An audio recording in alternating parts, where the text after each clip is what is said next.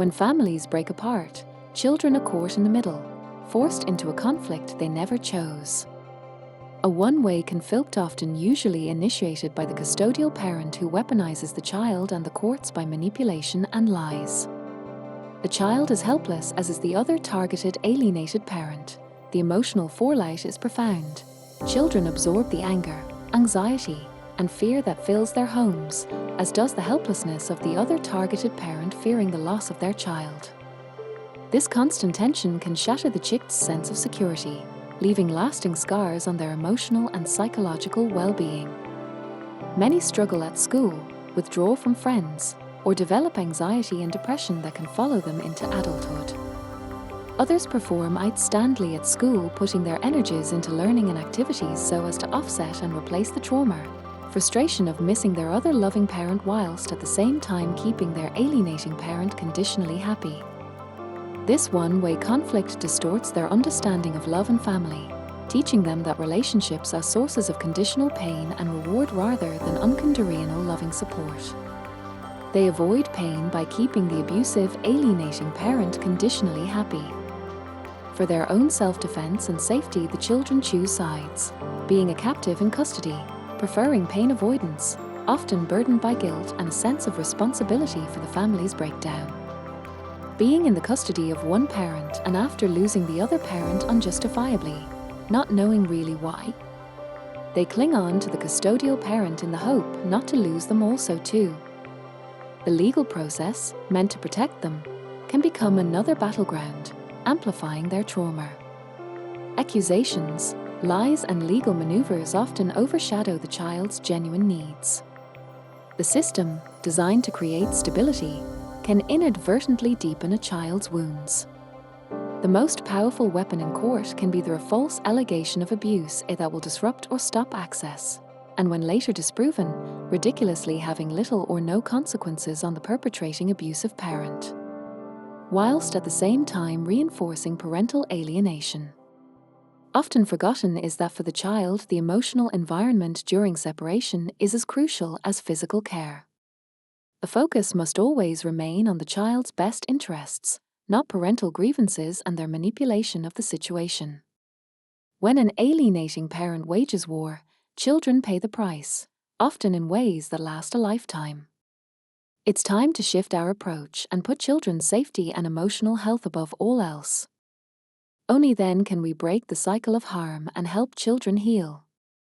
Our children deserve a future free from the crossfire of conflict. Our family court system is struggling to address the complexities of high-conflict separations. They do not even have guidelines or a definition of parental alienation, yet judges and mental health experts recognize alienating behaviors and parental alienation and false allegations all the time in Ireland. Just look at bailai.org, the website of the British and Irish Legal Information Institute, and search for a parental alienation plus Ireland and ECHRC.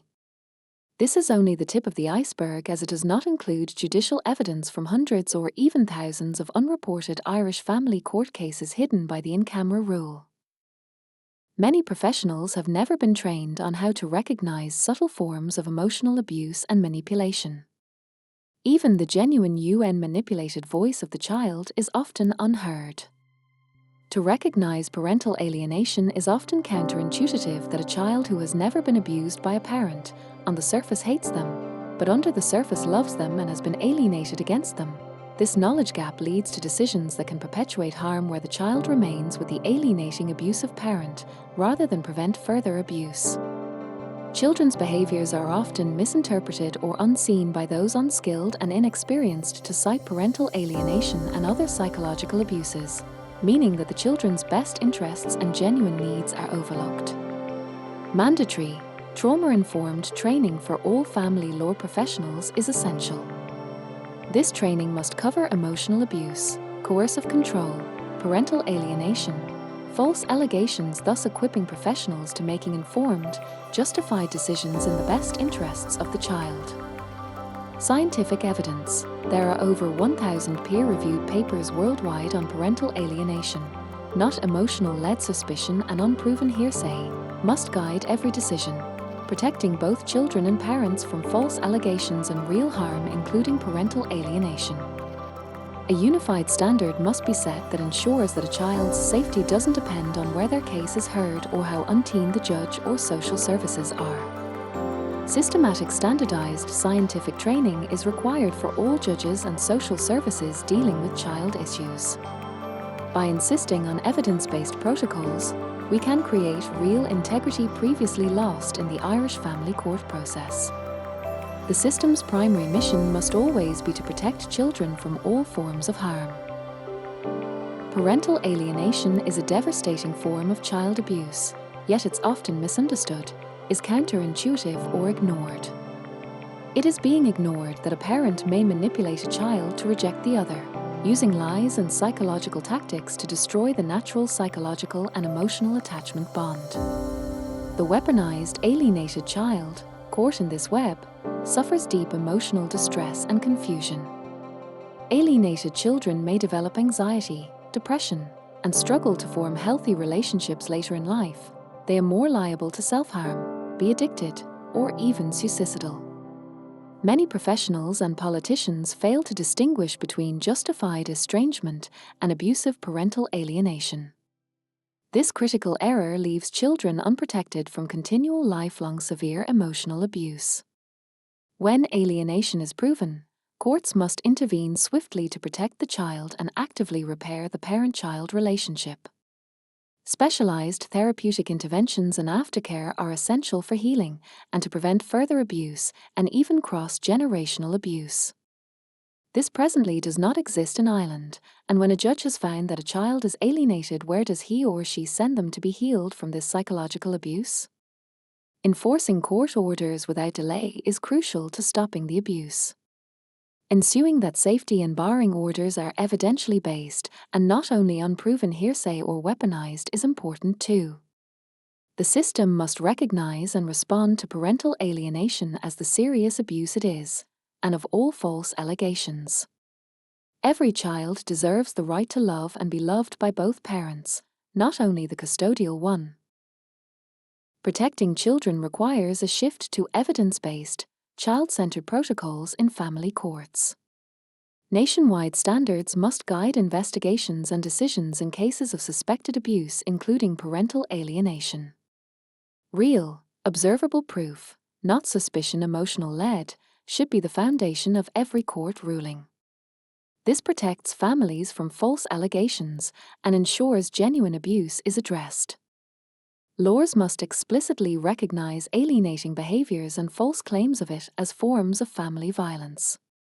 Realistically, if they do not define alienating behaviors, how will they ever know if it is real, low, mild, or extreme parental alienation, or even false claims are being made of parental alienation?